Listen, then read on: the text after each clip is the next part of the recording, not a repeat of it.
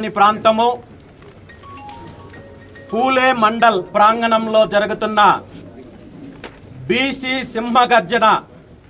Poster ఆవిష్కరణ కార్యక్రమానికి నాంది పలకడం జరిగింది. మనందరికీ తెలుసు,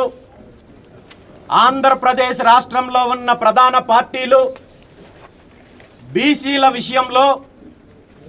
రెండు నాలుకల ధోరణి, రెండు మనస్తత్వాల ధోరణి అవలంబిస్తున్నారు. ప్రతిపక్షంలో ఉన్నప్పుడు ఒక రకంగా, అధికారంలోకి వచ్చిన తర్వాత మరో రకంగా బీసీల విషయంలో ప్రవర్తించే ప్రధాన పార్టీలు ఏవైతే ఉన్నాయో, ఇప్పుడున్న అధికార తెలుగుదేశం పార్టీ కావచ్చు,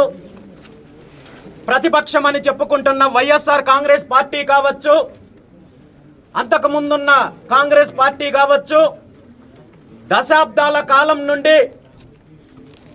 ఆంధ్రప్రదేశ్ రాష్ట్రం ఏర్పడినప్పటి నుండి రాష్ట్రం విడిపోయిన తర్వాత పూర్తి స్థాయిలో బీసీలను వంచే కార్యక్రమం జరిగింది, మోసం చేసే కార్యక్రమం జరిగింది, అణచివేసే కార్యక్రమం జరిగింది తప్ప ఏ ఒక్క అంశంలోనూ బీసీలకు వెన్నుదన్నగా నిలిచిన పాపాన పోలేదు అనేది ఈరోజు ఈ రాష్ట్రంలో ఉన్న 50% పైగా ఉన్న బీసీలు గుర్తించారనే విషయాన్ని సందర్భంగా తెలియజేస్తూ, బీసీల సమస్యలకు సంబంధించి వివిధ అంశాలపైన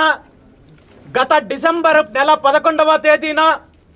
ఈ రాష్ట్రంలో ఉన్న బీసీ సంఘాలు, బీసీ పెద్దలు, నాయకులతో కలిసి బీసీలకున్న ప్రధాన సమస్యలను అజెండాగా చేసుకొని బీసీ మహాసదస్సు ఏర్పాటు చేసి, ఆ సదస్సులో